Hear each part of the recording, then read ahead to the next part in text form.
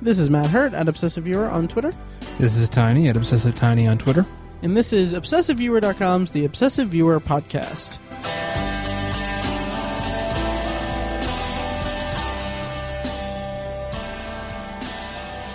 Welcome to The Obsessive Viewer. We're a weekly movie and TV podcast that covers a specific topic, be it genre, trope, movie, or show. Each episode. You can find back episodes at OV152.com. Find the blog at ObsessiveViewer.com and subscribe to the subreddit at r/ObsessiveViewer. And you can help support the podcast at Patreon.com/ObsessiveViewer, or you can leave us a rating and review on iTunes. So, Tiny, how's it going? Very good. Good. So we're here today to talk about the Iowa caucus. And just kidding, this is politics. I don't politics. That crazy Thomas Jefferson winning the caucus with the...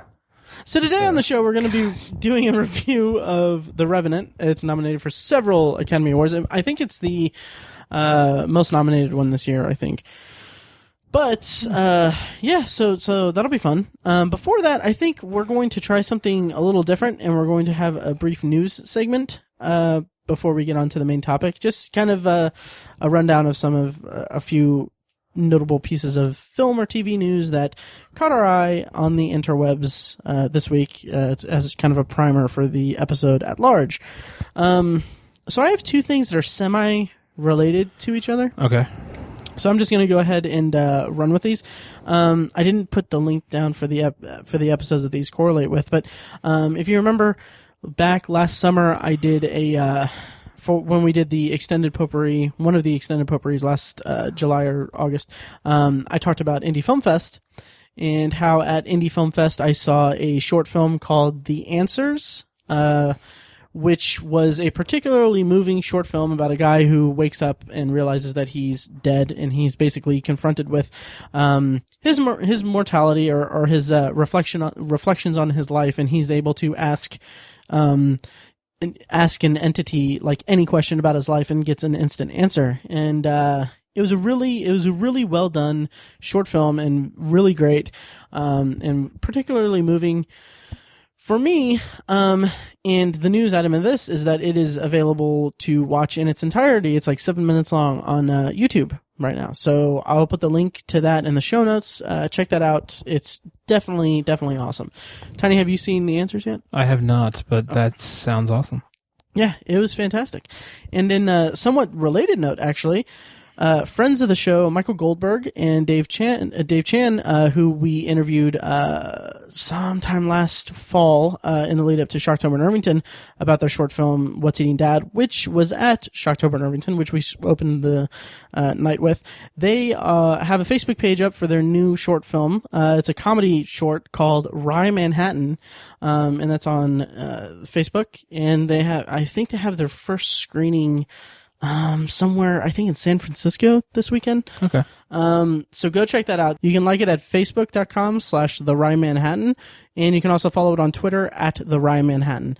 Really looking forward to checking that out at some point when it's available to me. And always good to support those guys because they're super nice guys and very talented.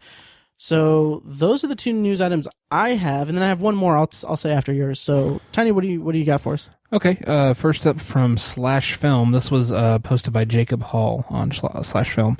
Elizabeth Banks was cast in the Mighty Morphin Power Rangers movie. I saw that. Yeah, kind of crazy. Dean Israelite is going to be the director of that movie. Mm-hmm. I'm not familiar with him really, but me neither. So Elizabeth Banks is going to play the lead villain, Rita Repulsa, which, if you remember, was the recurring villain from the series. Oh, I definitely remember. Back in the day. Mm. She had a charming voice.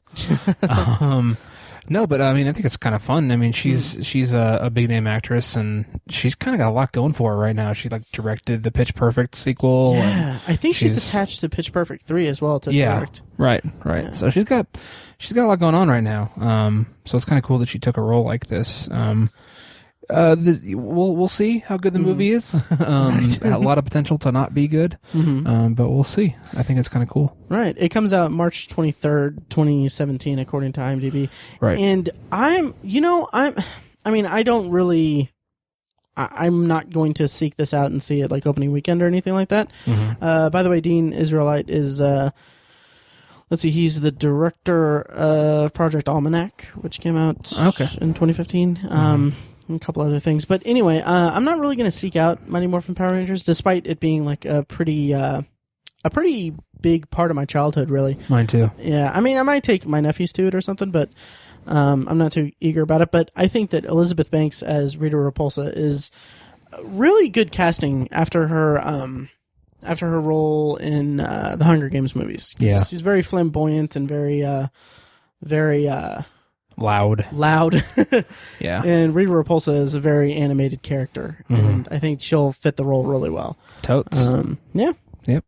So what else you got for us? The other thing I have is another year down and another delay in Stephen King's The Stand adaptation. I mean, basically, as fans, we're kind of used to it by now. I mean, a lot of his major projects, The Dark Tower and The Stand, just keep getting delayed year after year after year. I think I think a lot of it just has to do with the fact that I think it's a borderline impossible to adapt to a visual, like a movie or a TV type thing. I mean, TV definitely, but it would just be such a huge undertaking. I think a lot of networks would be terrified of it. So they were trying to make a movie that was supposed to be directed by Josh Boone. But he's basically just shelving it for now. He said he has a script done, but he's actually just putting it on the shelf for now. But the good news is he's going to write a script for another Stephen King story called Revival, which I'm not familiar with. The book came out in 2014. Yeah, it was one of his the last couple of years. Yeah, very recent I haven't story. read it yet. It's got something to do with like a preacher and a protege who can like harness electricity or something like that. Something like that. Yeah, it's sounds kind of cool. The cover art's really cool. Is it? Okay. Yeah. Makes me want to read it just because he's gonna. There's a quote from Josh Boone about why he's excited to adapt it. There'll be the link for that in the show notes. You can read it.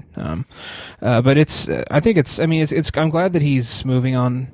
That he's doing something else. You know, he's able to recognize any kind of shortcoming he has regarding The Stand, which is a good thing. But at the same time, gosh, I feel like we've been waiting for this for 10 years. Yeah. Did he say that he was having trouble adapting it, or is this just... He didn't, but I don't know how else to take it. Okay. It's speculation on my part, but...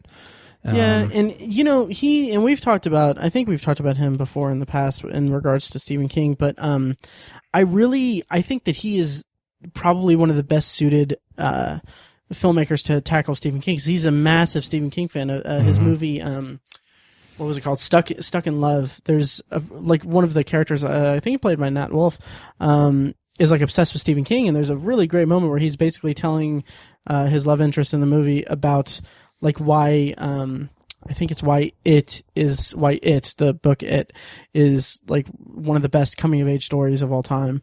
Wow. And it's like just the passion that he says. It's like, this is Josh Boone talking basically. And he's like, I have full faith that I'm glad that I'm upset that The Stand is getting shelved for the time being, but I'm also glad that he's not abandoning a Stephen King project to do something else. Right.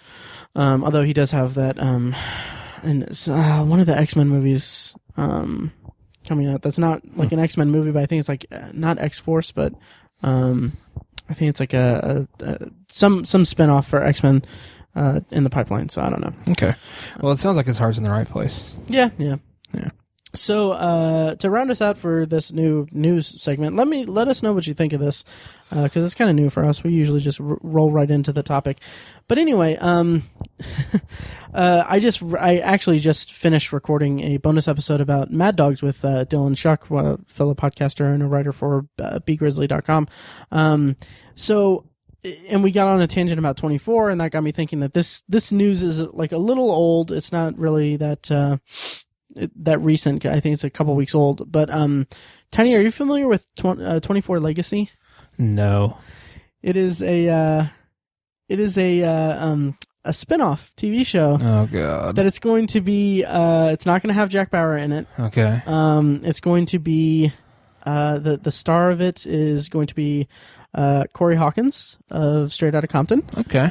I think they're shooting for a 13-episode order, so it's not going to be a full 24-episode like the Live Another Day miniseries. But basically, Corey Hawkins is going to play Eric Carter. This is the description for him. He's a strong and smart guy who came from a very rough background and turned his life around in the Army Rangers.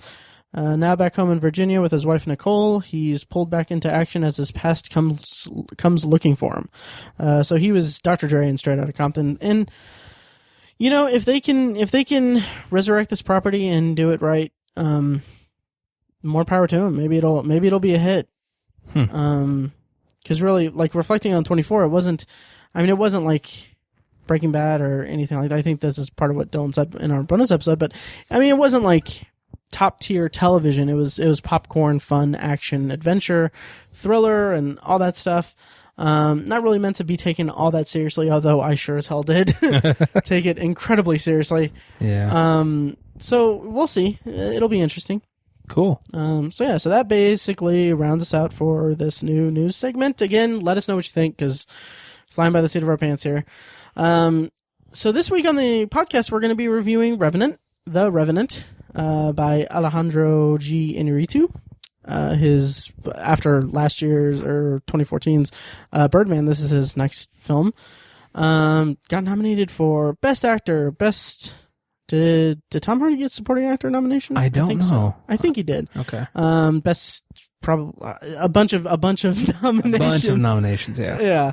Yeah. So it's The Revenant, man. Tiny, what did you think? You've seen it a lot more recent than I have. So what were your overall thoughts on The Revenant? By the way, we will have if we dip into spoilers, we will notify you accordingly. Okay. I saw it Sunday, a couple days ago, much later than I wanted to. I was super excited for the movie, and I wanted to go see it pretty soon after it came out, but just kind of had trouble finding the time. I'm kind of glad I waited though, because just had a relatively empty theater, so I got to kind of enjoy it myself. Not by myself, but pretty close. But it was a really just an amazing ride of a movie. It's one of those movies that plays with classical themes, but still makes it their own and kind of puts a new spin on it. And classics are classics for a reason. They're just they always resonate with their audiences, and they always hit the right notes and evoke the emotion from their audiences and everything. It's just, and that's exactly what The Revenant did. I was really blown away by the movie. It was just, it felt like being on a ride. I think Journey, sort of Journey kind of movies have that effect if they're done well. And this movie was done really well. It's not a movie for everybody, because it's there's long gaps where there's almost no dialogue, and it's such a visually and performance based movie, which I think was to its credit, but it's just not. That style is not always accessible for everyone. Right. And so I'm glad that the movie didn't take any liberties or do any shortcuts in regards to that. I think Alejandro Inarritu had a vision for this, and he stuck to that. He wasn't going to cut corners, or I think he wasn't going to, do things to make the movie accessible to a broader audience. He was going to make it accessible to a specific audience, and I think he handled that perfectly. I think the movie hit on all 8 cylinders and never let off the gas, as far as I'm concerned. It was an awesome movie. The performances were unbelievable. The cinematography was gorgeous.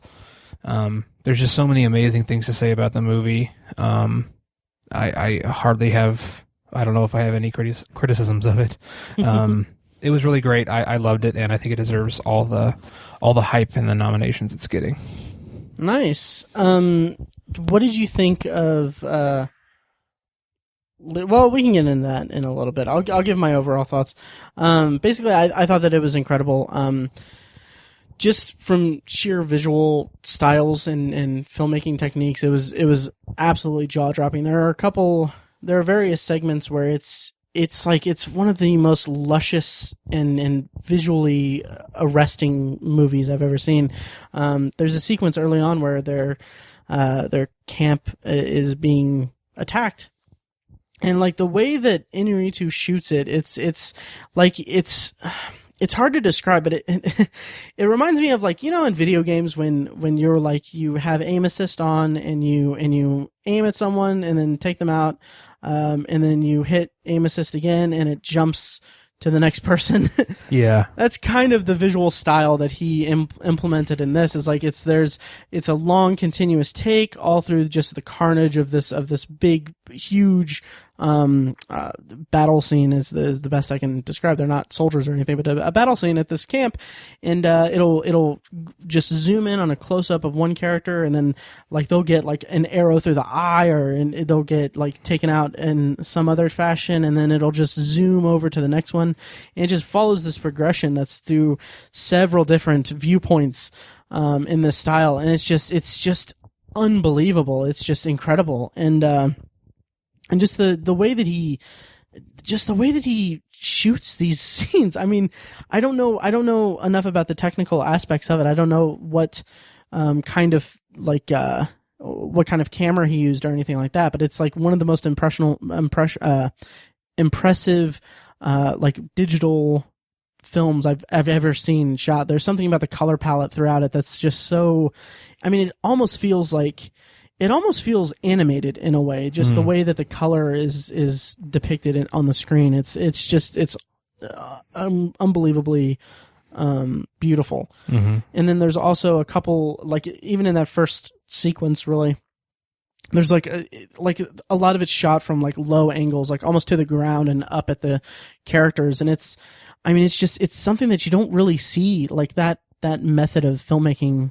Or that angle for that type of shot, for that type of scene, is just so, it's almost disorienting, and that I think that's part of what he's going for. It's disorienting, and it's something that's just completely unexpected, and it's what the characters are going through is an unexpected assault on their camp and everything. And then as the movie progresses, like you said, it is kind of a classic kind of Western setup. It's, there's a character who, something happens, he's left for dead, and then he goes on to seek revenge on people that harmed him in some ways. We'll talk more about it in a spoiler section, I'm sure, but I want to keep it as vague as possible for the people who haven't seen it yet. But that's just a very basic, kind of straightforward premise, and I think that it's played really well in this movie, especially since, as you said, the performances are just astounding. Like Leonardo DiCaprio is getting a lot of credit, and a lot of people are really excited about this hopefully being his year to win an Oscar, which he hasn't won an Oscar yet. And I just came away from it thinking like, okay, if he wins the Oscar for this, I'll be happy, because it's not like oh hey, we haven't given you an Oscar yet, here's an Oscar, but he earned the shit out of this one. Yes, he did. If he gets it, and if he doesn't, he just needs to if he doesn't win, he just needs to go and like just do comedies or something, like do a sitcom or something. Yeah, have some fun. Yeah, because man, it's like he really poured himself into this. However, I will say that in terms of the basic story and the premise and the different characters there, I think that Tom Hardy had the more meatier role. Agreed. And the more character-driven role, and the I don't know about necessarily the bigger arc of the two, but he had more from a performance standpoint, whereas Leonardo DiCaprio's character is in his role is a much more physical role, and I mean that's not to take anything away from either performance. They were both outstanding to me, but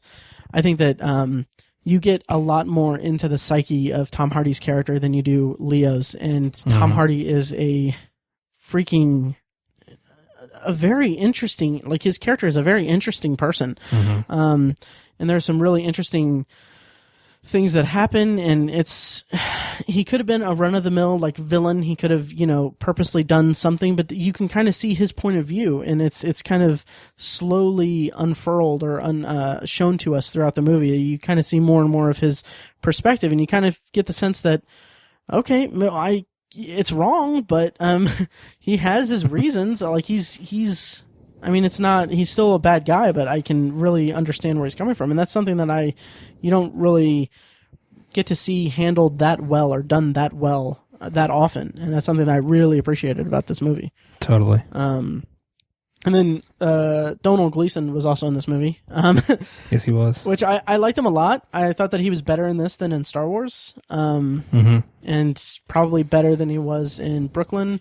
On my guest spot on Film Schlubs reviewing Brooklyn, I ranked the Donald Gleason performances. I can't remember how it shook out, but he was in 4 movies last year in 2015. He was in The Revenant, Star Wars, Brooklyn, and Ex Machina. And I think Ex Machina was tops for me, but I think this was number 2. Okay.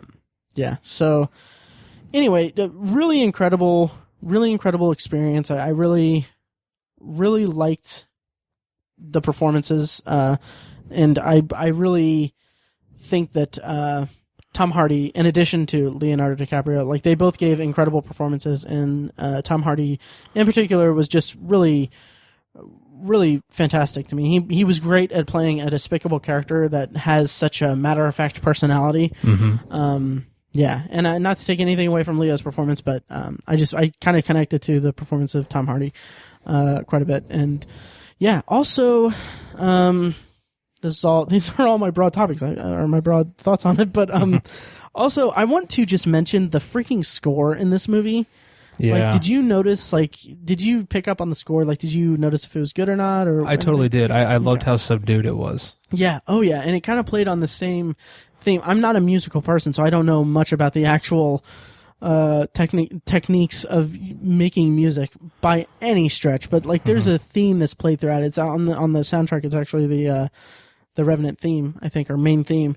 But it's like it's just such a haunting, like almost sorrowful kind of tone of a string or something, but it just sounds just amazing. Like I kind of wish that it would have been nominated for best score, which is kind of silly because it was nominated for basically everything else. But I just want to mention that Bryce Dessner apparently composed the score, and it was just haunting, atmospheric, and it like the sounds of it almost belongs in a horror movie, which at times this movie was kind of horrific, but but it's just I really love the way that the score worked in tandem with like the sounds of nature in the movie. Like there's some scenes where they're I think you might want to refresh my memory on this, but there's a scene where people are camping and they're looking up at the sky, and you can kind of hear the trees rustling, and it's just like the sound design of that was just amazing.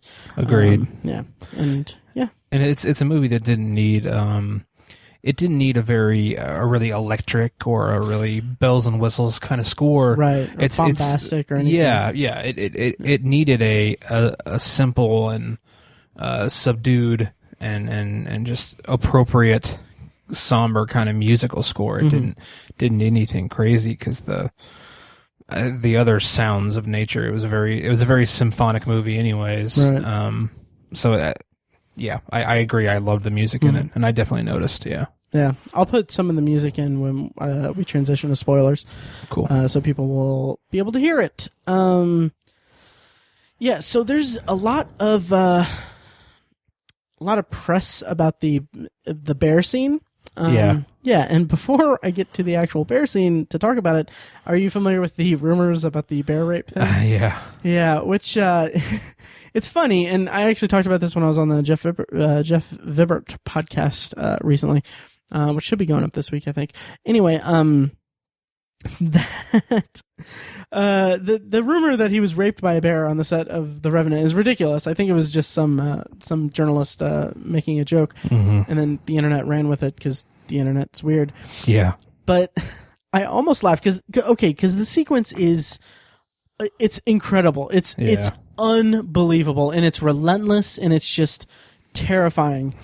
But at the end, there's like one little part of the end of it where I swear to God that it looks like the bear, it lunges into him for like a second. And I was like, what? Like, why did that have to happen on the internet? Because that kind of ruined it for me. But anyway, that's not good film criticism or anything. I just wanted to point that out as something that I thought was humorous to me.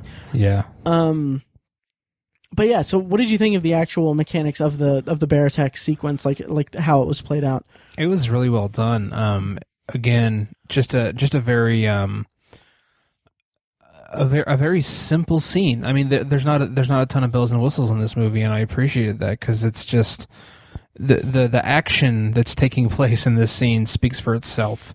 You don't need any crazy cuts or filters and wide lenses and all this junk. Just let this happen. Let this event happen and let it speak for itself. And you know, don't try to edit it into like some crazy thing. Some quick cutting and exactly. It was all very on the surface, just very very plain, and that was so effective because it's just such a horrific thing that happens. There's the sound of flesh tearing and just the borderline joviality of the bear, just kind of batting him around a little bit. But you know, when it's a 2,000-pound animal with 4-inch long claws doing it to an average sized man, it's absolute chaos, and it's just a horrific thing. So, I appreciated the style of just letting that action speak for itself and just being representative enough to let it being itself. Don't go crazy with it, and right. But don't Michael Bay it. Right, and it's funny, and I don't mean this as a criticism of what you said or anything, but like when you said like it was very simple or straightforward or however you phrased it, I was like I just imagine like everyone that worked on that scene like freaking out. Not like you didn't diminish their work or anything like that, because you were saying that it was, you know, it was very straightforward and everything, and I think that's part of what makes it such a memorable scene, is that it is like just the camera moves and everything along with it, but it's like it's not, like you said, it's not quick cuts, it's not shortcuts to save money on post-production or anything like that, but it's just there. It's just freaking there, and it's so brutal. It wasn't filmed like an action scene. Exactly. That's what I meant by straightforward. Right. Yeah. But I just think that it's funny that we're at a time in just general filmmaking discussion that something that is so obviously so labor intensive on the filmmaking part, that it's so funny that in our vernacular and everything we say like, oh, that's a straightforward way to do it, when it's there's so much technicality to it, and like it's just funny to me that because the alternative is just really quick and frenetic action that's just really incomprehensible, really. Yeah. And it's just something that I really appreciate about the movie. And also it also resonated with me quite a bit because as listeners of the podcast know, I have a cat named Pizza Roll. Oh God. And when I got her, I know. And when I got her, like I could feel the pain that Leo was going through, because when I first got Pizza, she would jump on me and like climb up my back and everything. So like I have like scars on my back or scratches on my back of my cat trying to climb up me and everything. Like when I'm like just wearing a shirt and everything now. Good God, how did you survive? Well, some people tried to help me out, and then they left me for dead, and then anyway, this went off the rails. Anyway, she's really good about waiting until I have on a sweatshirt or something now. Oh, that's nice. It's good, or my jacket. So anyway, so the movie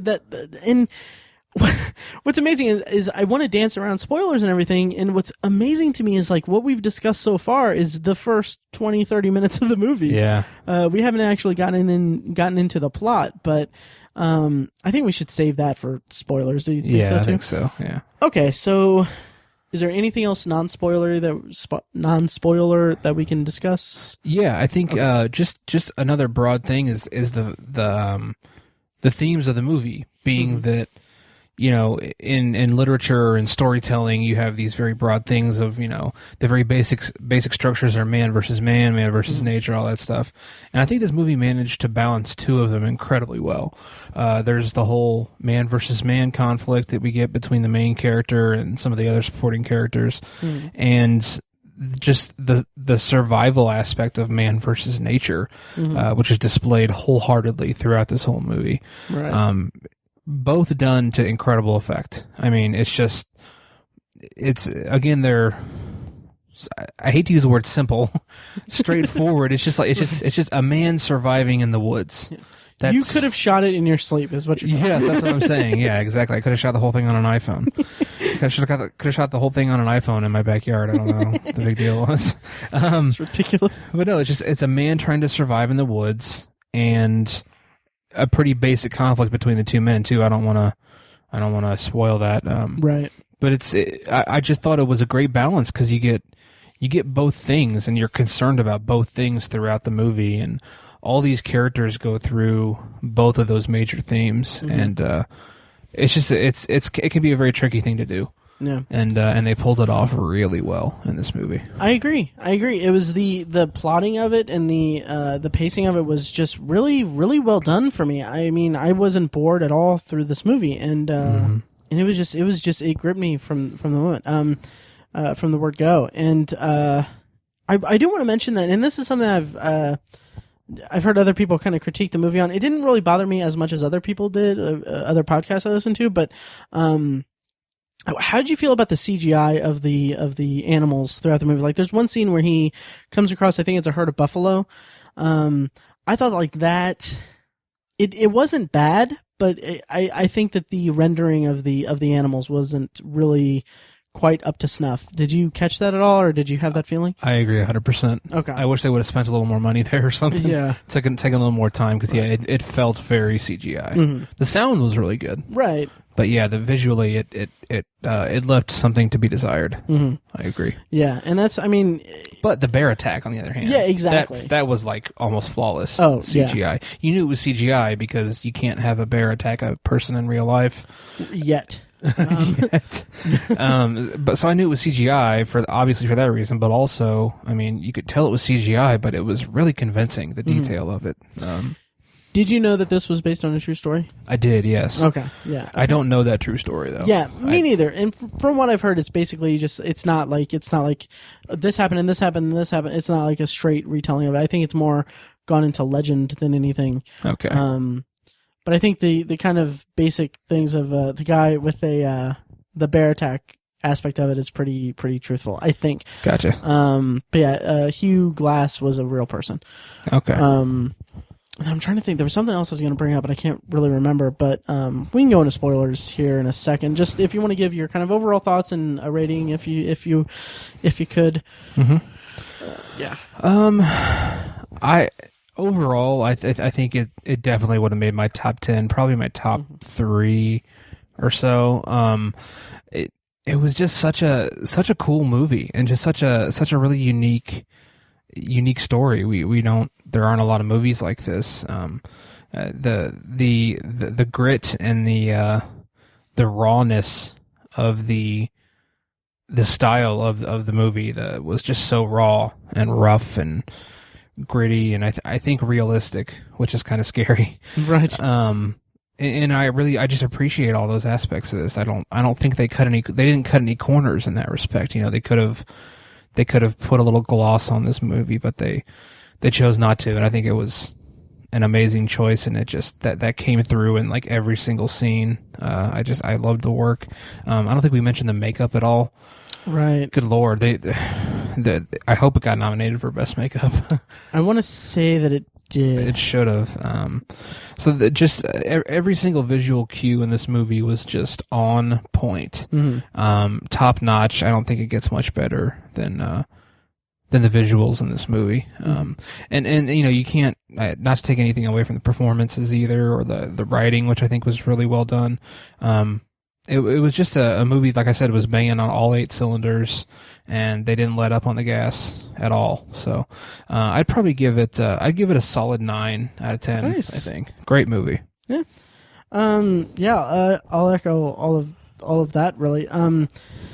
Just an incredible movie all around. I would give it probably a 9. I rated it 4.5 stars on Letterboxd. And had I seen this before the first of the year, it probably would have bumped The Martian for the number 5 spot on my top 10. And it could have very well given Ex Machina a run for its money for number 4. But overall, the music was incredible. I loved the score. I loved the performances, both from Leo and from Tom Hardy. I think that those two characters playing playing at odds with each other was just really gripping to me. And I think that if and again, I'll say this again, if the Revenant finally gets Leo an Oscar, I'll be happy that it's a role that he deserves it for. Nice. Yeah, so having said that, should we go into spoilers? Totes. All right. Okay, of course that means we're going to go into spoilers, so if you haven't seen it yet, go ahead and skip ahead to the Potpourri section. You can check the show notes, or if you're too lazy or not in a position to check the show notes of the episode, you can skip ahead to 57:17 in the timestamps, or in the timeline of the episode. That's where we go to our Potpourri section. If you have seen it and want to hear us talk about it, then keep listening. Yeah, so the way that repeated throughout the movie was just fantastic. Absolutely. Yeah. So, we are spoilers live for The Revenant. So, Tiny, dude had to watch his son get killed. Leo DiCaprio was dead the whole time. No. Yeah, he did. That was rough. That was so brutal. And I love I don't want to say the moral gray area of it, because he still killed the damn kid. Yeah. But it's so weird to have a movie where there's a guy who's clearly off his rocker, clearly not well adjusted, all that stuff, but you can see where he's coming from. You can see why. It's so great that it's not like he did this just because he didn't like him or he didn't like the kid. It's like in his mind, from his perspective, he was somewhat forced to do it. Where, I mean, anyone else would, argue with that. But the movie was just fantastic at painting his perspective of it, and that's such a rare gift for filmmaking and for storytelling, to be able to show that side of it. So yeah, it's rare that you sympathize with a villain and kind of. You come to an understanding with the villain. You don't see that too often, and again, difficult to do. I think the fact that the character of Fitzgerald, played by Tom Hardy, the fact that he chose to put himself in that situation is what ultimately makes him the villain. I mean, right? That's where it begins, I'll say. I think all the arguing and bickering before that, you can be like, well, he's kind of got a point, I can't really disagree with him too much. And then it gets to the point where he chooses to put himself in the situation. I'm like, all right, he's voluntarily putting himself in a situation where he knows what he wants to do, and he's exploiting that situation. So that's villainous in and of itself. And then when he stabs the guy's son to death, that's where he goes off the deep end.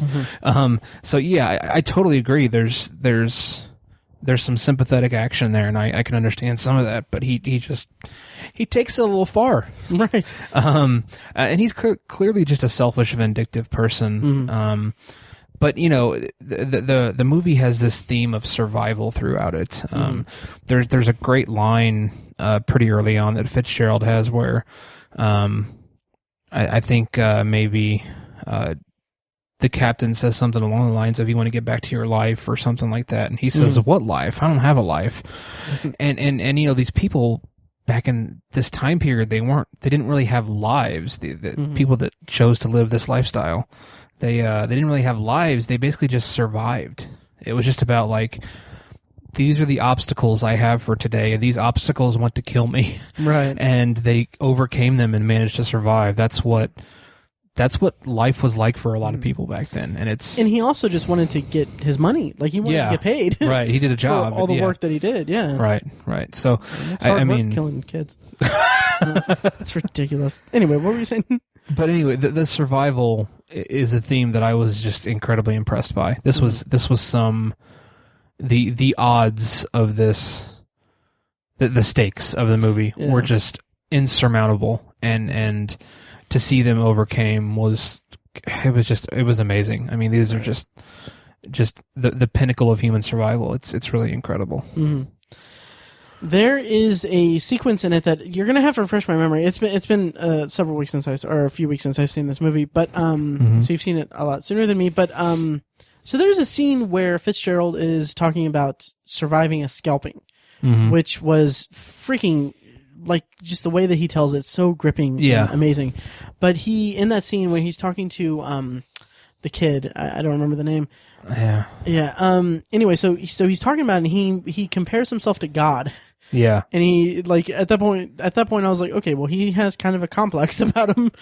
But then later he has this anecdote about his dad, and he, if I'm remembering correctly, he talks about how his dad said that he found God, and it ended up being just the squirrel that and then he watched his dad kill the squirrel. And he ate it, and like, I felt like that, I mean, it was a little, it might have been a little on the nose, but I love the way that it was depicted, because it just explains who Fitzgerald is and his nature. And, I couldn't, I was trying to piece together what exactly it meant. It's like, is Fitzgerald just a dominant person? Like someone who's only out for his own survival? And it kind of plays on those themes. And it was just, it really brought out his character for me.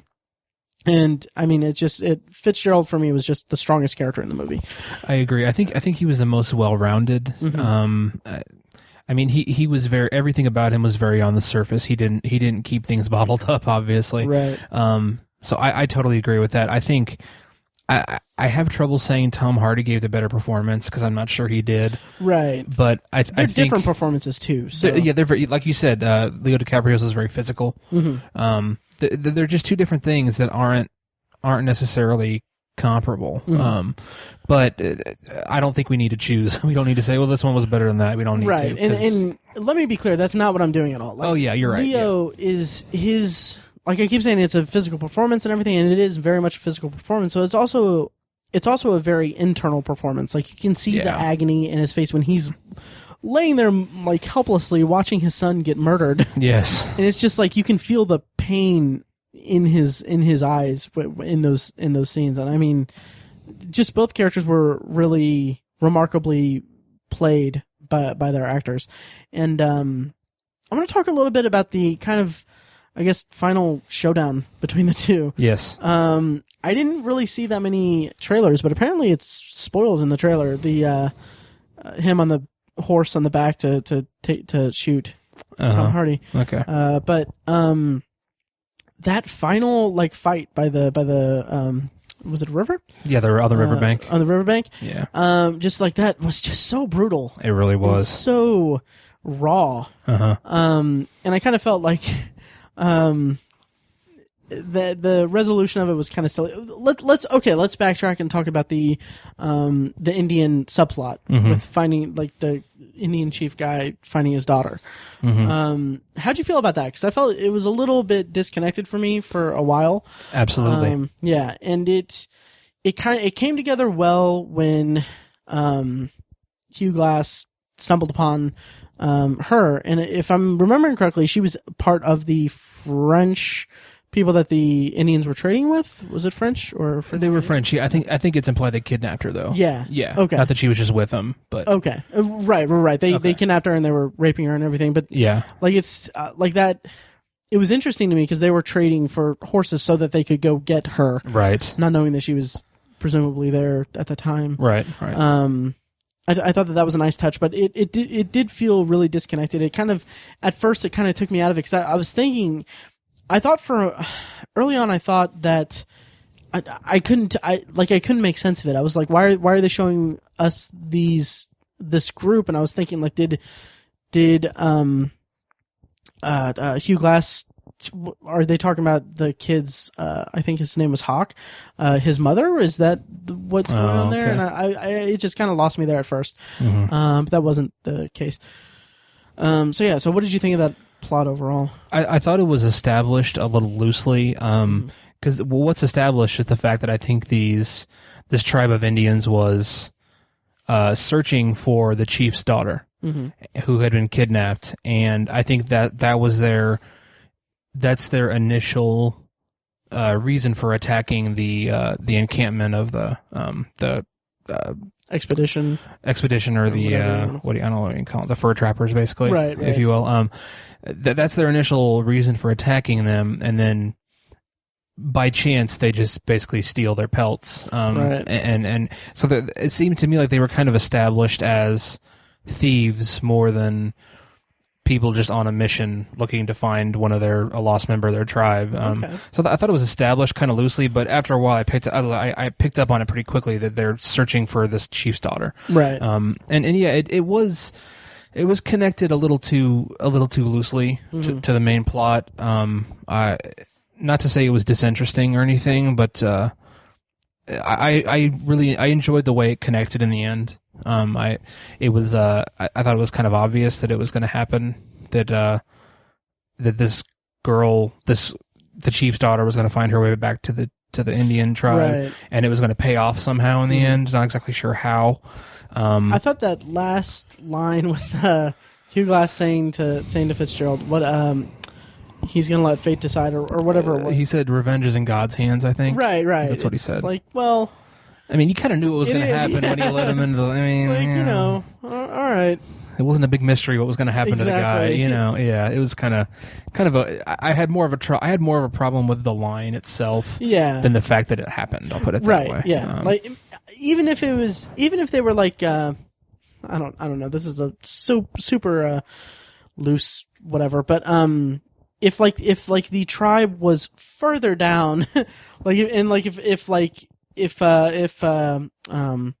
Hugh Glass could only see, that's his name, right? Hugh Glass. I don't think they ever established his first name, did they? I think they did. Maybe they did. I know Glasses, right? Right. Anyways, if the tribe was at like farther down, like barely within, wow, what's the word I'm looking for? The riverbank. Yeah, barely within view of Leo DiCaprio, and then he did that and said that, like, that would have been nice. But I mean, they were like 20 yards away. They could hear him say it.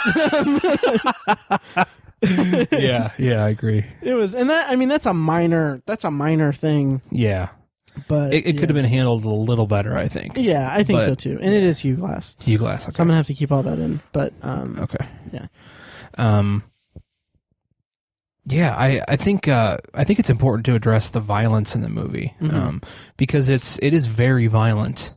But I think it's all just so appropriate. Like, you can't tell the story without the violence. Yeah. And back then, it speaks volumes to what kind of person you had to be in order to get through something like this, I guess. Right. If you're someone who's going to be out in the wilderness in what at the time was Indian occupied territory, you had to be willing to perpetrate these acts of violence in order to defend yourself. Right. Like, there's the chances of your party being raided or something was so high that you just had to put yourself there mentally and acknowledge the fact that if you're going to go do this, you have to be willing to kill Indians. Right. That's pretty much, I mean, it's almost a given. And so depicting a story that involves those kind of stakes, I think you have to make it violent like this, because that's how it was. That's how it was back then. That's how people got killed. I mean, there's a lot of guns in this movie, and guns can be a very impersonal way to kill someone. You just pull a trigger and the metal does all the work. But, back in the day, it took a minute to load up a gun. Right. And so throughout this movie, there's a lot of people being stabbed with knives. There's a lot of melee attacks, and it's all just hard to watch. People getting their faces cracked open with gun butts and stuff like that. It's all really, really gross and violent. But I just think it was so appropriate, and it was just done perfectly. I don't think anything was gratuitous. No. I don't think they pulled any punches anywhere. They weren't like, well, let's dial this back. We don't necessarily need to see this part. It was like, no, you're going to see what this is like, and you're going to experience this violence. And I thought it was all really well done and appropriate. And again, they didn't cut any corners. Right. They did things the right way in this movie, and I appreciated the violence, which is kind of a weird thing to say, but it was just appropriate. Tiny got really excited when he cut open the horse. I was hard the whole time. Oh, God. Oh. Do I keep it in? Do I cut it out? Oh, my God. I couldn't help myself. Yeah. I'm debating whether I'm going to keep that in. I don't know if you can. I don't know either. I might cut it out. Anyway, so yeah, it's a very violent movie, and it's a very necessary violence. to that point. And also, there's that scene. We would be remiss if we didn't mention the scene where he cuts open the horse and takes a siesta. No, it's. I mean, like, that's just so, like, to see that, it's just, like, I was very aware of how disgusting it was. Yeah. It's not like, cutting open, what was it's a tauntaun in those movies you guys like? Yeah. Yeah. See, now that was a subdued depiction of that. Well, yeah. But this wasn't. This was like... If only Hugh Glass had a lightsaber. Yeah. That would be a completely different movie. Anyway, yeah, so seeing that depicted so raw like that was just really, really handled really well. Yeah. So how did you feel about the kind of backstory of Hugh Glass and the kid Hawk? There's some flashbacks throughout it, and correct me if I'm wrong with any of this, but basically it's there's reference to Hugh killing a lieutenant.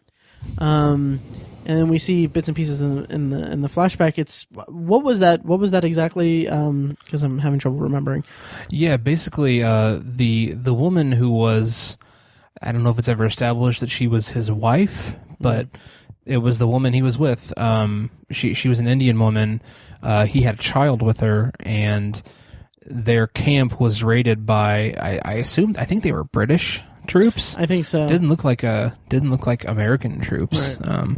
But their camp was raided and his wife got killed. And he, I think in response, killed the man back, and it kind of haunted him for the rest of his life, and sort of it put him in the situation where he had to take this job basically to help support his family and use what skills he had to make a way through his life. And yeah, that was an interesting setup, and like throughout the movie, there's very spiritual, dream-like situations where he has visions and might say hallucinations of his wife, who's kind of guiding him through this conflict and through this rough time in his life. I mean, I think without that, the motivations of the character are a little.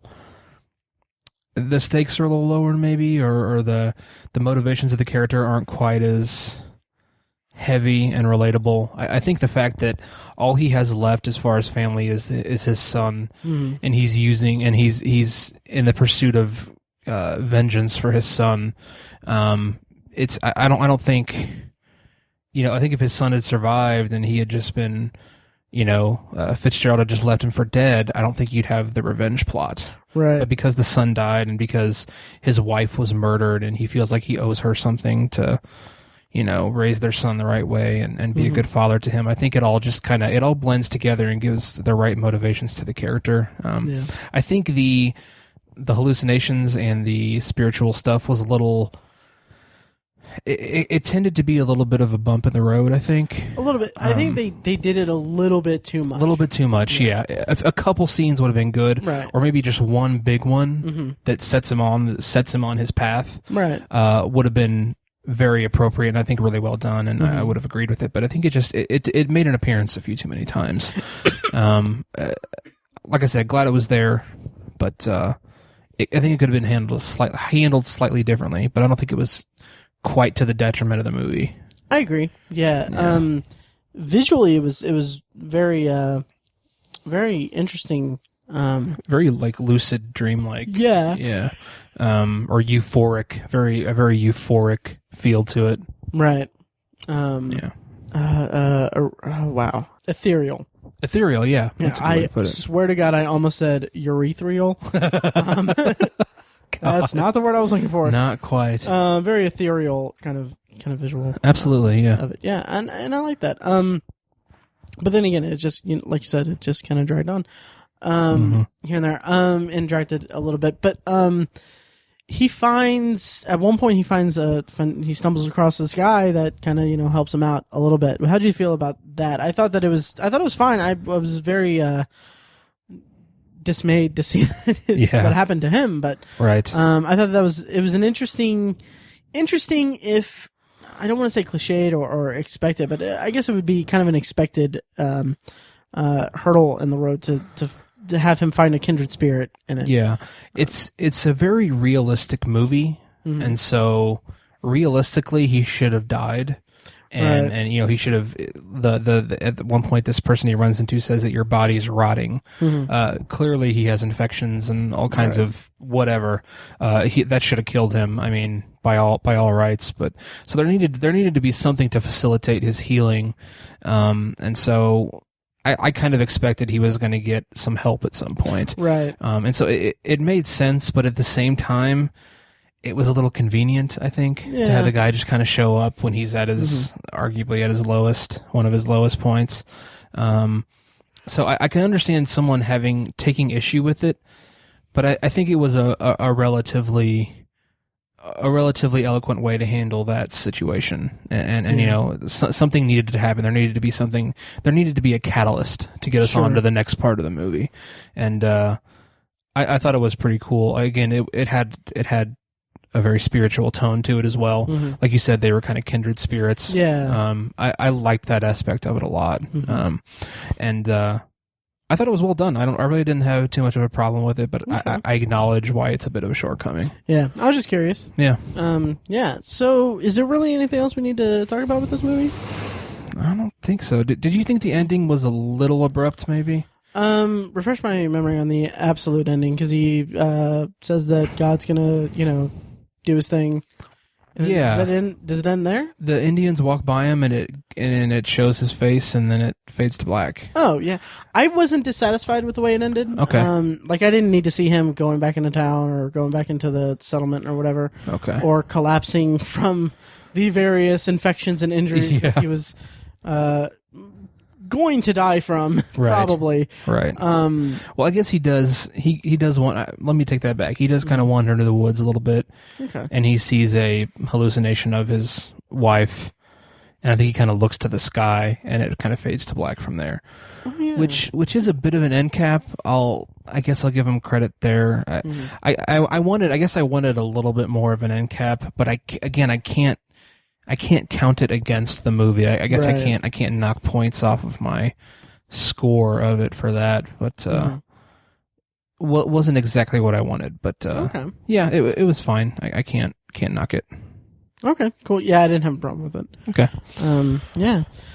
So that's our review of The Revenant. Absolutely. Thank you for listening to that. And if you skipped ahead from the spoilers, then welcome back. And now we're going to do Potpourri. Potpourri. Yes, for first-time listeners of the show, Potpourri is the section of the podcast where we talk about whatever we want, as long as it smells good, is what we use to describe it. Basically, anything we're watching, anything we're looking forward to, anything that's kind of been in front of our eyes or want to be in front of our eyes, which is a weird way to say it. Anyway, Potpourri, that's what we're doing. Tiny, you have 2 things. I have 2. And I have 3. I'm going to start us off with last week on the show on OV151. Tiny, you picked out of the bag for me to watch a random movie from my Netflix queue or Hulu or Amazon. Drawing from the bag, you got Netflix, and you picked one of the numbers I don't remember, but it ended up being The Station Agent. Nice. Yes, and like a good podcaster, I watched it.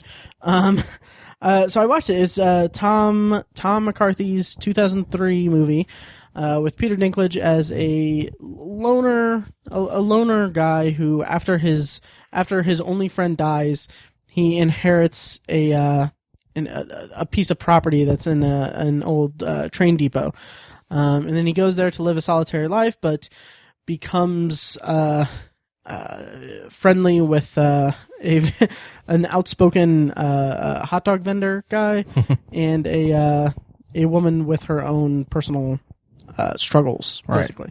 That's a rundown of it. It's worth noting that it was written and directed by Tom McCarthy. I don't think it was his first movie, but he is nominated this year for directing Spotlight, which is also nominated for Best Picture and a slew of other nominations.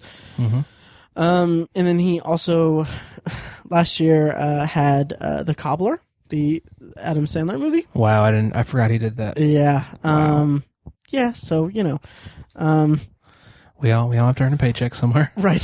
Tiny, you love this movie, The Station Agent, correct? Loved it. Yes, and I also liked it quite a bit. It was very good.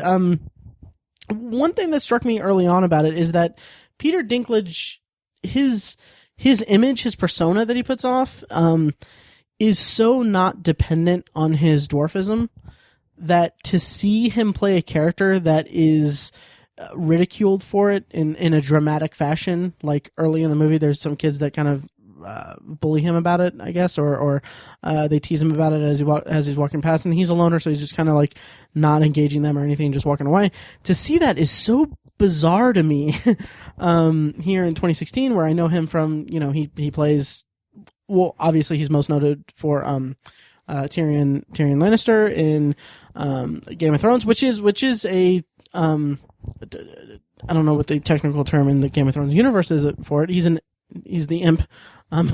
Yeah. He had, like, it's part of the character, but he's such a strong character, and he's such a strong presence that to see him play a character that is so personally affected by people's perceptions of him is so jarring to me, and it works to great effect because he plays it incredibly well.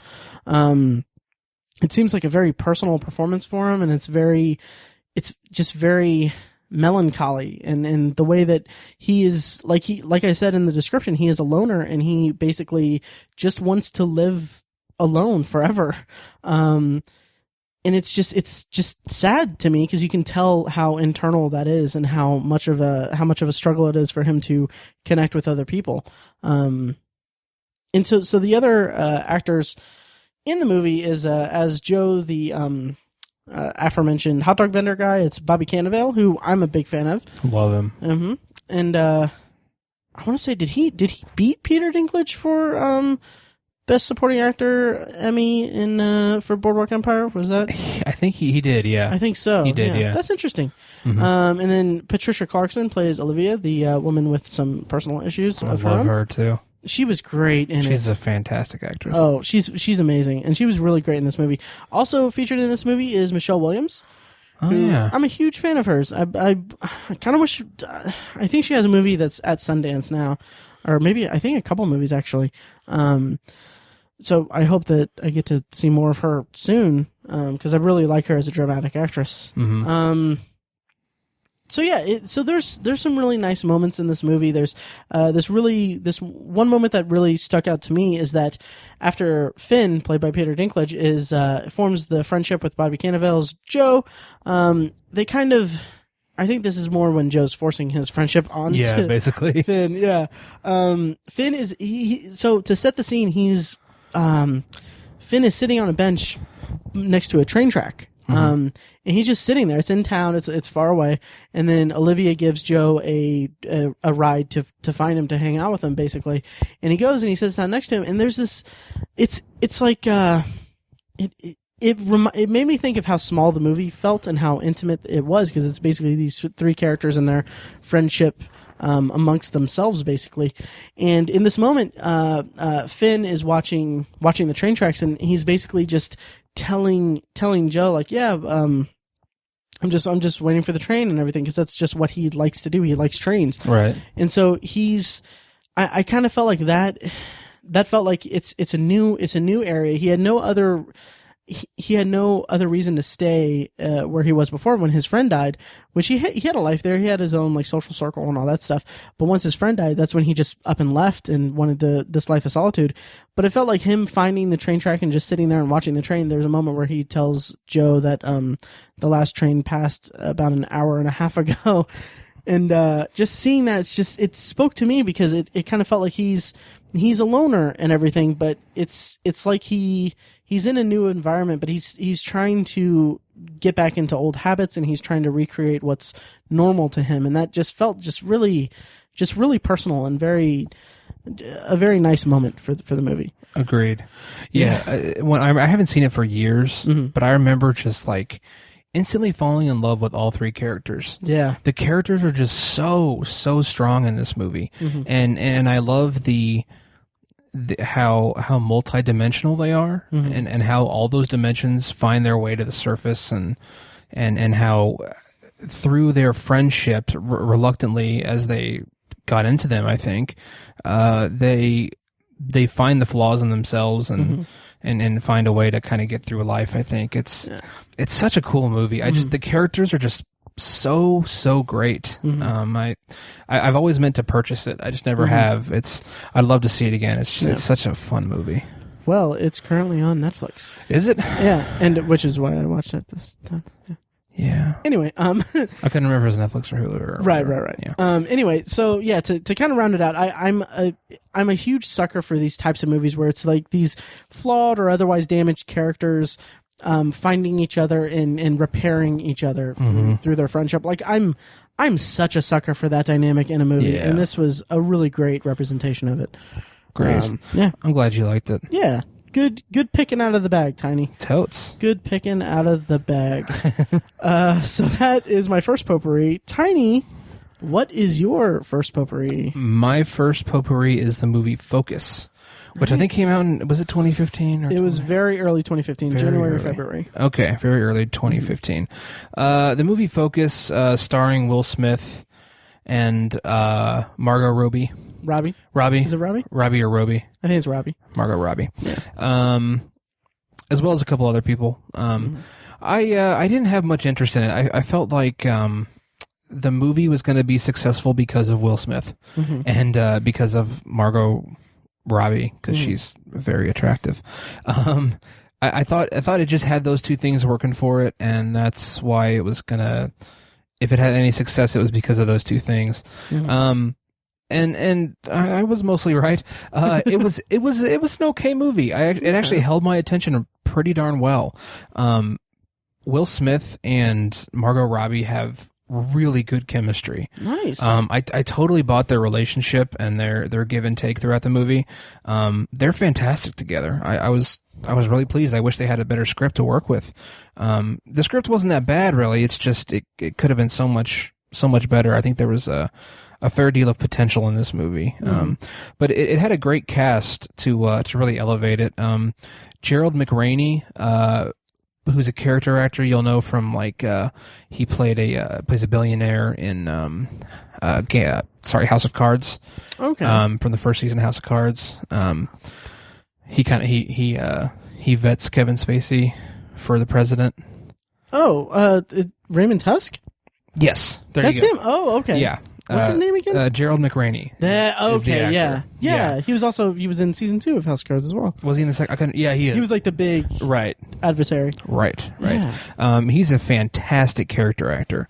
And I think he was the best part of this movie. He was he was so antagonistic and just very in your face kind of character. I really loved him in this. He again had great chemistry with Will Smith. There's a lot to like about the movie. I think the plot is kind of its downfall a little bit. It's just kind of strung together, not particularly clever. I think it's all about con men and conning people into things, which is a great premise for a story. I wasn't as interested in the story as I was the characters. I think all the actors really embraced their characters and did a pretty good job with them. So that's really the high point of it. Also, Rodrigo Santoro, famous for Xerxes in the movie 300, and he was also in a couple episodes of Lost. He did a pretty good job. He had an antagonistic kind of character. He was good. Adrian Martinez was a supporting character that did a terrific job. There's a very cool scene with B.D. Wong at the Super Bowl. Okay. There's just a lot of cool, very, very cool, subtle performances that I really appreciated. Just a great cast. Everyone really, really dug in. So that was the highlight of the movie. But again, the story just kind of blah, whatever. Okay. I think I gave it like 3 stars out of 5. If you're bored and it's on, it's a decent thing to watch. I kind of had fun with it. Yeah. When seeing the trailers for it, all I thought was this looks a lot like Matchstick Men. It wasn't as clever as Matchstick Men. Gotcha. Okay. Yeah. But similar in that the characters are the best part. Okay. I think that's what I think about Matchstick Men, anyways. Right. Nice. Yeah. So if you don't mind, I'll go with my next one. Absolutely. Okay. So I saw a movie at the theater. Mm-hmm. It was okay. I don't know how I'm going to start this, but I'll just go ahead and do it. Dirty Grandpa was freaking horrible. Yeah. Like, so bad. And I just looked up the credits for the writer and director. The writer, I haven't really seen much of his work. It's John Phillips. But he's attached to Bad Santa 2 that's coming out this year, apparently. But Interesting. this was his first screenplay, apparently. But the director, and this bums me out so much, is this guy, Dan Mazer. Well, it bums me out quite a bit. He wrote and directed the movie I Give It a Year from 2013 with Rafe Spall. It's a rom-com. Yeah. With him and Rose Byrne, which I enjoyed that movie. That was a great movie, yeah. Yeah. I like that. We might bring it up next week. Maybe. Anyway, but Dirty Grandpa was just irredeemably bad in my eyes. Yeah, it was okay. So the plot is basically Robert De Niro's wife dies after a long illness, and so he has his grandson, played by Zac Efron, who's an uptight lawyer for his father's law firm, who his father is not really close with Robert De Niro's character. So basically, Robert De Niro coerces Zac Efron to drive him to Florida to so that Robert De Niro could engage in sexual intercourse with young women, though... Yeah, that's the central premise for the movie. It sounds like a Oscar bait. On paper, it sounds like it could be kind of enjoyable. I'm okay with just dumb comedy movies like that. Yeah, but this movie was just so bad. It's so okay purely from a technical standpoint. There are scenes like.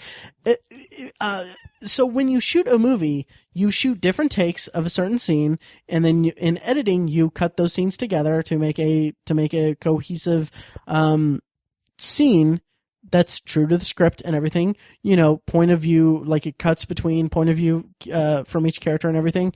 The movie's so bad from a technical standpoint that they couldn't get the blocking down for those scenes. Good Lord. Yeah, so like there are scenes where two people are talking like out in the open, and then it cuts between the two, and like there are more continuity mistakes in this movie than I saw in all of 2015 of any movie I saw Good put Lord. together. It's like it's so jarring and so irritating. Wow. Yeah, so that took me out of the movie quite a bit.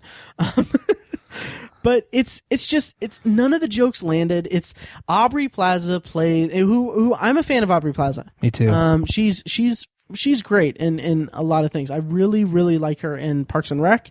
The To-Do List I was not too fond of, but I had high hopes for her. This movie, she is basically playing a sex-crazed high school or college senior who is obsessed with the idea of having sex with Robert De Niro. But she's still doing that, that April Ludgate kind of like that tone, and it just falls so flat. And the writing is so horrendous. It's so bad. It's like there's a scene where they meet up, where Robert De Niro and Zac Efron meet up with her and her friends. And there's a scene where in the same scene, these two lines are spoken by Aubrey Plaza. She tells Robert De Niro that they should come to Florida to party some babies into them. That's funny. Which, sure. That's fun. That sounds fun. Yeah, I mean, technically speaking, sure, okay. And then he says, no, we're going to go to Florida. We're going to go to whatever to play golf. And then she says, you can shove some balls into my vagina. And it's what? like, yeah, it's not even clever innuendo or anything. Yeah. It's just like, it would have got more of a laugh out of me if she said, "Hey, will you come f*** me?" Like that would have been more funny to me than them trying and failing so unbelievably hard to be clever. Yeah. Like miserably failing at it. And then as the movie progresses, it's just, like I said, it's just terrible. It's, so there's a whole, this is wandering into spoiler territory, but I'll try to be vague for the 3 people who still want to see this. seriously, do not waste your money on seeing this in the theater. If it's still in the theater, just don't. If you think that it's going to be fun, wait for it to be on Redbox or something, because my God, or Netflix. But so there's a scene, there's a whole arc where Zac Efron is this uptight lawyer, as I mentioned before. He's just super focused on his career and everything. None of it, like, it totally falls flat. It's just doesn't. Something about his performance just feels like I don't buy him as this character. I don't buy him as the straight guy in this scenario. And he strikes up this. He's engaged to a woman that it's clear that he's not meant to be with, and then he meets this girl that he used to that he knew in college, and they strike up a friendship, and then they have like a few scenes together, and then they fall in love. Blah blah blah. But I don't buy the relationship. I don't buy that romance or anything. And then there's a scene, and this is where, okay. Longtime listeners of this podcast, people who know me personally, everyone, I'm very clear about this. I hate, there's nothing that I hate more than people who disrupt movie-going experiences for me. Like it's ruined experiences for me to see people, like, this is a point of, not point of contention, but this is a point of conversation between Tiny and I on this podcast frequently. Yeah. That I will be just so upset about an experience, and then Tiny, you just don't care. Like, you're fine with it. It depends on what the situation be. Yeah.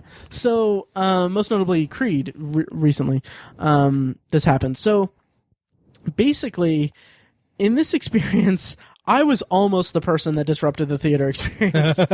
It was like, there's a scene toward the end where I will be vague to avoid spoilers, but there's a scene where two characters are singing a duet, karaoke, at a rehearsal dinner, kind of banquet hall.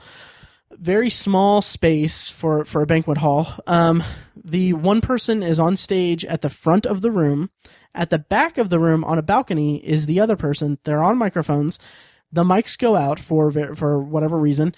And then the person on the balcony has an epiphany that they want to tell the person on the stage a harsh truth about their relationship.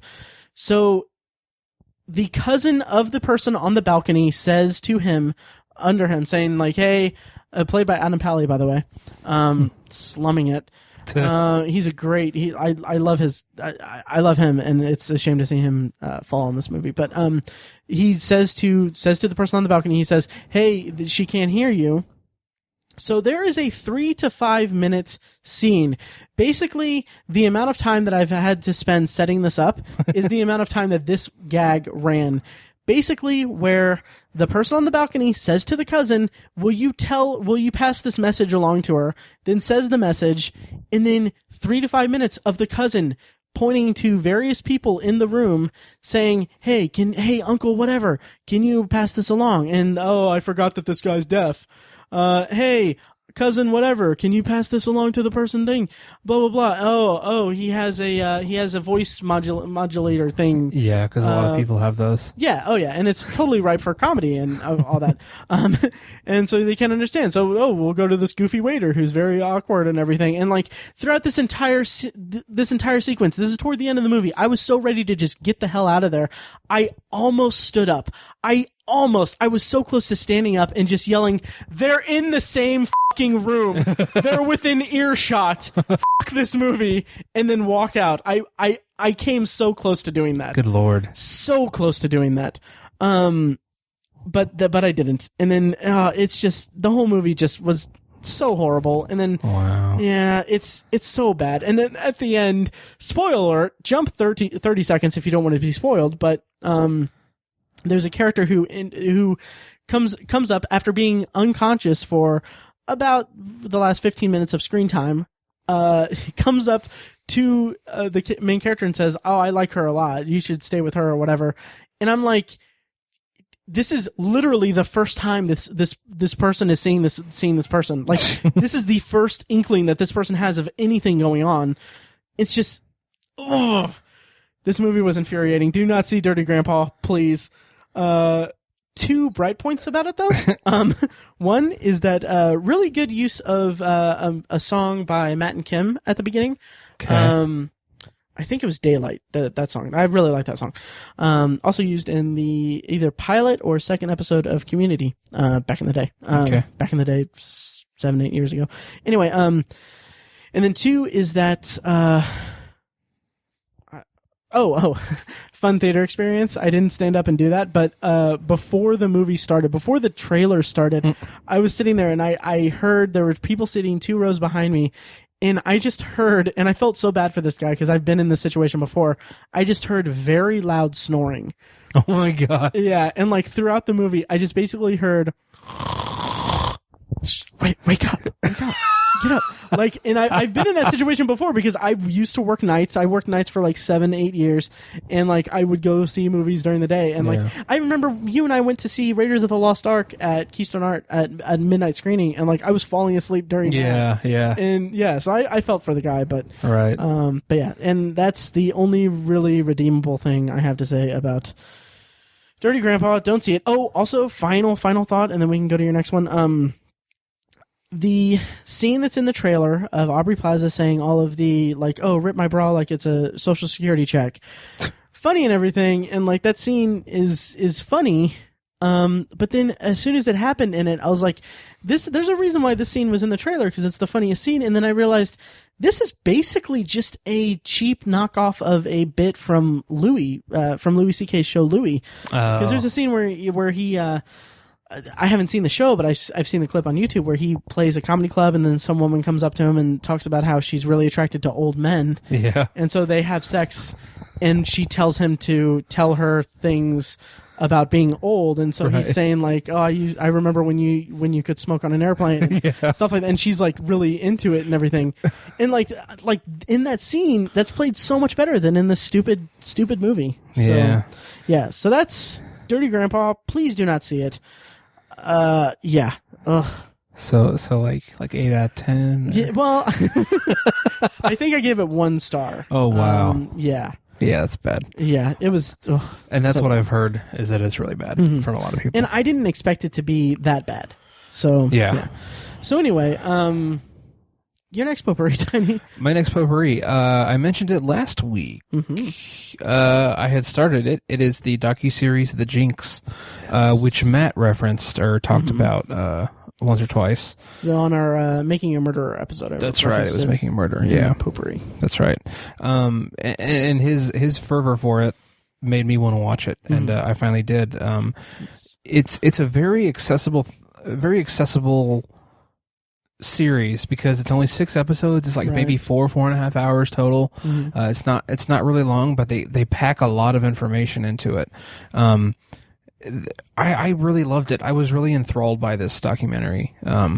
It's such a different premise, being that, you know, the lead subject, if you will, Robert Durst, should by all means not want to have himself in the limelight at all, and not want to be exposed to scrutiny or be put in a situation where he could screw up and let something slip.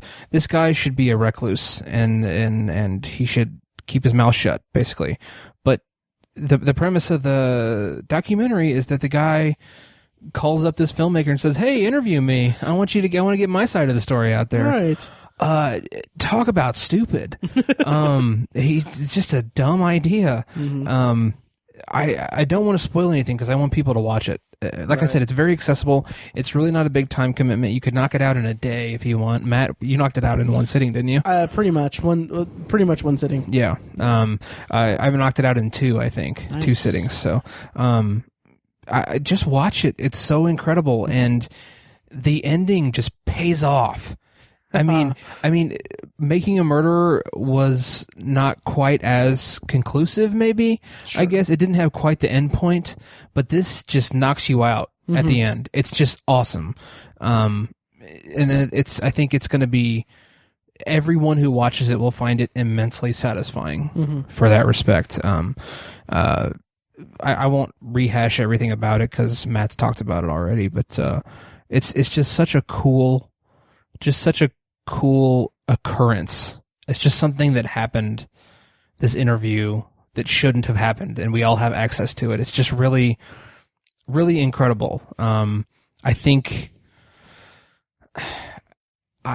as I was watching it, I thought it was maybe a little exploitative, but I don't think it was exploitative the way that some things in Making a Murderer were. Sure. We mentioned how I think one of the subjects of that documentary was exploited by the police and stuff like that. I don't think this is exploitation because Bob Durst chose to participate in this. Right. And they basically just capitalized on his shortcomings as a person and his, I'll call it idiocy. Yeah. It's just a really incredible thing. I mean, watch it because it's remarkable. Almost narcissistic or vanity kind of thing. It's so perplexing why he would even subject himself to it. I think he's definitively a sociopath. Yeah. Oh, totally. Like if you want to know what a sociopath is, watch this. That's what Robert Durst is. Yeah. And there are a couple, I won't say when or what they are, but there were a couple, and we talked about it in our chat. There are a couple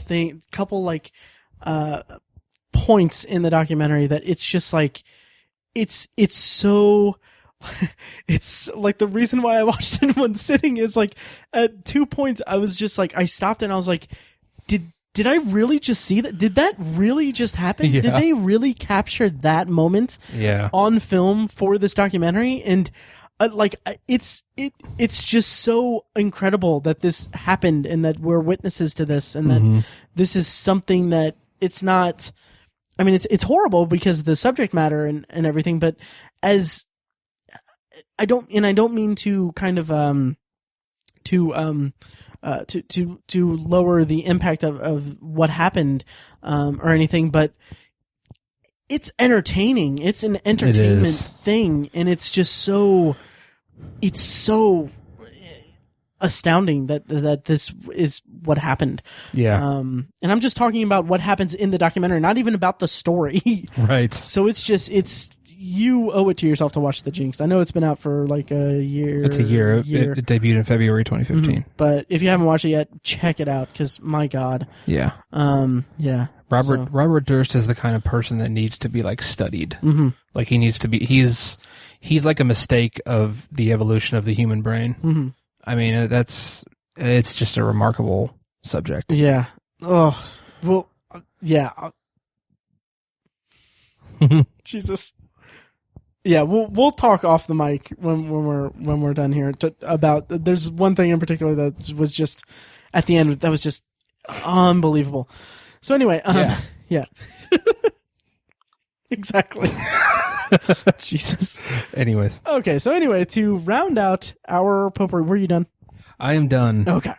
So to round out our potpourri, Tiny, sir, do you remember last episode we talked about seeing 2001: A Space Odyssey? Yes, we did. That was on not last Thursday, but the Thursday before, correct? Yes, As Matt. of this recording, yes. Nice. One of the greatest film experiences of my lifetime. Awesome. Seeing it on the big screen, 70 millimeter, in the theater. Do you want to know what I did 1 week later? You watched it on Blu-ray? No. I went to a theater and I had an amazing theater experience because I saw the RiffTrax live version of The Room. Awesome. Which is one of the worst movies of all time. Yeah. Background on the movie, if you haven't seen it yet, please do, because if you like watching horrible movies, this is like they call it the Citizen Kane of bad movies, and it's unbelievably bad, and it's so hilarious. Basically, the background is that this guy, Tommy Wiseau, he is an enigma wrapped in a riddle. Like, I don't know much about him and his life, and I don't want to know because he's so weird, and it will diminish the quality of his art. But basically, he was independently wealthy, I think, and he decided to make a movie, and he made a movie, and he had no idea how. It's like in the RiffTrax, it's the way that they introduced it, which I'll talk about that in a minute. The way they introduced it was it's like he's never seen a movie before. No, wait, it's like he's never seen a person before. No, wait, it's like he's never seen, like it's like he's never interacted with a person before. He's never interacted with a person, and then he's never seen a person before because it's so bizarre. Tiny, have you seen The Room? I've never seen it. Oh my God, you've got to watch it. It's so bad. It's amazing. So so dumb. It's so dumb. There's even out of context, I don't know how to frame this because it's so bizarre. The whole movie's just incredibly bizarre. Yeah. There's so many weird things. If you can see it in a theater with an audience, definitely do that because it's astounding. I've seen it at a midnight screening at Keystone Art with a packed house. Basically, and what they do with these things, this is just amazing. Is there's on the set in the frame of several scenes in the room, there's a framed picture of a spoon. Yeah. That's not referenced or anything like that, but anytime it's on screen, like the people at the screening I went to, not this time, but the last time, they had boxes of plastic spoons. Every time that damn spoon was on screen, they threw spoons at the screen. It was amazing. Yeah. So anyway, so RiffTrax, to kind of leapfrog into that, RiffTrax is basically, my understanding of it is the guys from Mystery Science Theater 3000. After that show ended, which I'm really excited for it to come back. And have you heard about this? That Jonah Ray is gonna be the host of it. Oh no, I didn't know that. Yeah. Oh yeah. Cool. Yeah, it's going to be awesome. So anyway, so the guys from MST3K, they basically do RiffTrax, which are commentary tracks like MST3K, but for like modern movies and horrible movies. They do like Sharknado and just terrible movies. And the 50 Shades of Grey one, or I'm sorry, Twilight, same thing. So awesome. So funny. So great. And so this was a live performance of it. It was recorded last year, but it was basically a live presentation of the RiffTrax Live that they did last year. And it's hands down one of the, it's the hardest I've ever laughed in a theater. Like I was choking back tears. I was choking and I was tearing up. I was tears streaming down my face. I farted at one point. It was like my my body didn't know what was going on. It was just so incredible. And there was one moment where, and I felt kind of weird, and it was nice that it happened at this point because I just watched the Jinx recently, and there was a moment where by the way, the plot of the movie is that this guy Johnny is engaged to his future wife, as she's referred to in the movie, Lisa, and Lisa is cheating on him with his best friend and everything. And the movie is famous for the line, and this is not an exaggeration. If you haven't seen it, this is not an exaggeration of his voice or anything like this. This is how he sounds. He has this really weird accent, but the famous line from it is, "You're tearing me apart, Lisa."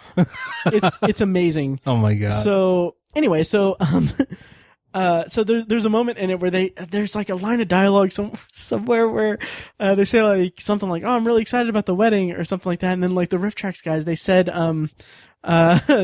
that I can't remember the exact phrasing, but they were like things Robert Durst did not say.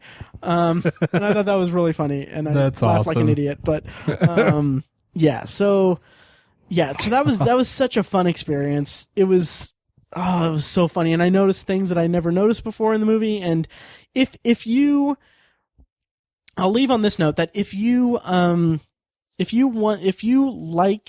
bad movies, and if you like if you like watching bad movies to make fun of them, and if you like that experience, definitely watch The Room. And if there's a RiffTrax Live event that's near you at some point or whatever, definitely seek that out, because that was a really awesome experience. I was kind of nervous because I didn't know what to expect from it, and it was just outstanding. I loved it every second of it. That's fantastic. Yeah, obviously not as great as seeing 2001: A Space Odyssey, but it was still a really great moment for me. Nice. In the theater. So yeah, so that rounds us out for Potpourri, right? Yep. Yeah, awesome. So to kind of wind down, we're going to Tiny's going to pick something from the bag o' stuff from things that from things that I have a bag of things that are different numbers for different streaming services that I have. And what Tiny's been doing recently is that he's been pulling a random piece out and picking a number that corresponds with the thing, and I've been shown to watch it, as evidenced by the station agent earlier in this episode. So Tiny, what did you draw from the bag? I drew Amazon TV numbers 1 through 40. So I am going to pick number 7. Number 7. Okay. bear with me. Because there's 7 days in a week. I don't know. I really like that you input those things to it. Like you've done this is the seventh because we're under the interesting. We're under the 44th president and stuff like that. I like that. This is awesome. Okay, so I was nervous about Amazon TV because I added that, and TV's a big commitment, but this is something that I've seen the pilot for it. I've raved about the pilot on the podcast, and as it happens, I'm currently kind of not in between shows, but in between shows. I finally finished Star Trek: The Original Series after months of postponing it, and then also just finished Mad Dogs, which we'll have a bonus episode here in the few days. So I'm open for a TV show. In this TV show, unfortunately, it's been canceled, but 2 seasons of it are on Prime. It's Hannibal, season 1. Oh, cool. So I will go through and I will watch as much of that as I can, and report back next week. And then, in addition, Tiny, do you want to do the thing that we talked about before off the air? Picking a thing from. Okay, so basically, So basically, on Letterboxd, I have over 400 things on my watch list. Mm-hmm. And so Tiny, in addition to Hannibal season 1, basically this is a list of ways that you can organize the watch list. Just pick a thing. It's basically you can organize it by release date, earliest first, earliest last, different ways to do it. So Tiny, pick which one you're going to pick, and then we'll do like the top one. Okay, I'm going to do average rating, highest first. That's what I'm going to do. So I clicked, and Matt will read the results. Yes, and this is the top one you want, right? Yep. It is, and I'm ashamed to admit I've never seen this. The Good, the Bad, and the Ugly. Nice. So yeah, that is a good movie. I have it on Blu-ray. No, nice. Good movie. Nice. You want to let me borrow that or something? I can, yeah. I don't know. I think it might be on Netflix, but yeah, we'll work it out off the air. So here in a few days, we're going to have a bonus episode, probably on Monday, all about Mad Dogs, the Amazon original series from Sean Ryan. In that episode, it's going to be with guest Dylan Shark from the Dead Inside podcast, the Guilty Revenant podcast, and Better Talk Saul. He's also a writer for BeGrizzly.com. So look forward to that. And then next week, Tiny, what are we going to talk about? Romantic comedies. And I am so excited. You can tell from his voice. You can. And honestly, I'm legitimately very excited for this because I have been, since the inception of this podcast in the middle of 2013, when we started this podcast, I wanted to so I thought it would be great to do a romantic comedies episode right before Valentine's Day. And we've gone through 2 Valentine's Days where we just, for whatever reason, scheduling whatever, we couldn't do that episode, or I thought about it. I didn't think about it until later. So we're finally doing it. It's before Valentine's Day. We're going to do rom-coms, and I'm so excited because I am such a fan of this genre. So it'll be really interesting that this week my viewing is going to be Hannibal, The Good, the Bad, and the Ugly, and an assortment of romantic comedies. Yeah. So we're going to do that. Yeah, and I'm excited to go back to a topic episode. Yeah, it's been a while. It has been a while. So in the meantime, you can contact us at the usual places on Twitter and the Facebook page, and also email, and you can do that and let us know what your favorite romantic comedies are, all that stuff, if you want to be included in the show. We record on Tuesdays, so keep that in mind. Mm-hmm. Also, I think that about does it. Totes. Does it? Awesome. All right, well, thank you for listening, guys, and we will see you next week. Thanks, guys.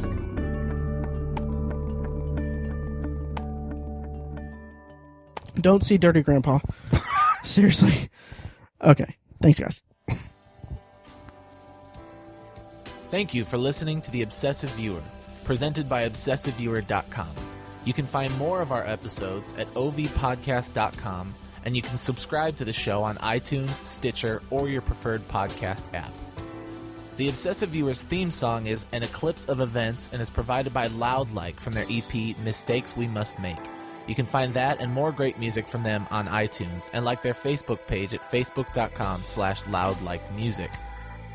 Any and all feedback on the podcast is encouraged. You can email the hosts individually at Matt, Tiny, or Mike at obsessiveviewer.com, or send an email to the podcast in general at podcast@obsessiveviewer.com. Check out the Obsessive Viewer blog at obsessiveviewer.com, where we post movie and TV reviews and the occasional editorial about the business of entertainment. You can also like us on Facebook at facebook.com/theobsessiveviewer and follow us on Twitter at obsessiveviewer, at obsessivetiny, and at IamMikeWhite. If you want more obsessive content in your life, check out our sister site, obsessivebooknerd.com, for book reviews, author spotlights, and a general celebration of reading. Finally, if you're philosophically curious, check out Tiny's side project podcast, The Secular Perspective, which explores the concepts of faith, religion, and existence from the perspective of secular hosts. You can find that at thesecularperspective.com and subscribe to the podcast on the podcatcher of your choice. Again, thank you so much for listening. We love you. Be excellent to each other.